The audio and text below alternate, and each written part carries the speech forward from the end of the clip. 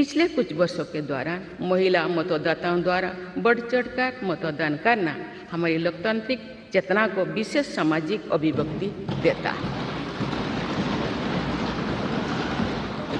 महिला, युवा, गरीब, किसान, अनुसूचित जाति और जनजाति समुदाय के हमारे देशवासी, मिडिल क्लास तथा न्यू मिडिल क्लास के लोग हमारी लोकतांत्रिक प्रणाली को पंचायत से संसद तक मजबूती से दे रहे हैं।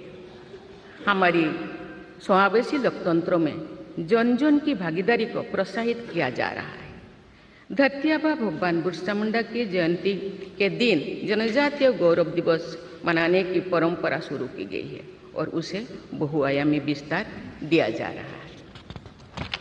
भगवान बिरसा मुंडा की 150वीं जयंती से जुड़े समारोह देश भर में वर्षों पर्यंत आयोजित हुई। विरासत और विकास को जोड़ने वाली जनजातीय परंपराओं का संरक्षण और संवर्धन किया जा रहा है। संवैधानिक आदर्शों में निहित सर्वसमावेशी दृष्टि हमारी शासन व्यवस्था को दिशा प्रदान करती है। हमारे संविधान में निहित नीति निर्देशक तत्व हमारी शासन व्यवस्था के लिए मार्गदर्शन प्रदान करते हैं।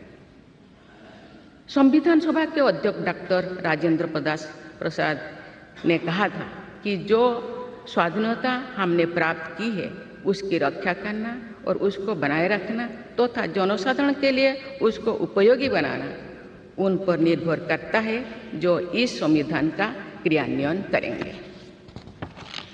ये प्रसन्नता का बात है कि हमारी संसद ने डॉक्टर राजेंद्र प्रसाद जी के अपेक्षा के अनुरूप राष्ट्रहित में कार्य किया है तथा जन सामान्यों के जीवन को बेहतर बनाने के लिए निरंतर प्रयास किए हैं। अंत्योदय की इसी दृष्टि के साथ आधुनिक विकास का समन्वय करके भारत विश्व समुदाय के सम्मुख विकास का एक नया मॉडल प्रस्तुत कर रहा है। विश्व स्तरीय इंफ्रास्ट्रक्चर के विकास से लेकर जन कल्याण की सुविधाओं को 100% लाभार्थियों तक पहुंचाने के प्रयास हमारी राष्ट्रीय प्रगति को अतुलनीय विस्तार देते हैं। संवैधानिक व्यवस्था के अनुसार आगे बढ़ते हुए हमारे देश की कार्यपालिका, विधायिका और न्यायपालिका ने देश के विकास और देशवासियों के जीवन को संबल प्रदान किया है। संसद के दोनों सदनों के सदस्यों ने हमारे देश को आगे बढ़ाने के साथ साथ गहन राजनीतिक चिंतन की स्वस्थ परंपरा विकसित की है। आने वाली कालखंड में जो विभिन्न लोकतंत्रों और संविधानों का तुलनात्मक अध्ययन किया जाएगा तो भारतीय लोकतंत्र और संविधान का विवरण स्वर्णाक्षर में किया जाएगा। आप सभी सदस्यगण हमारे संविधान और लोकतंत्र की इस गौरवशाली परंपरा के संभावक भी है, निर्माता भी है और साक्षी भी है। मुझे विश्वास है कि हमारी संसद के दिशा निर्देश में भारत को विकसित राष्ट्र बनाने के संकल्प को अवश्य सिद्ध किया जाएगा।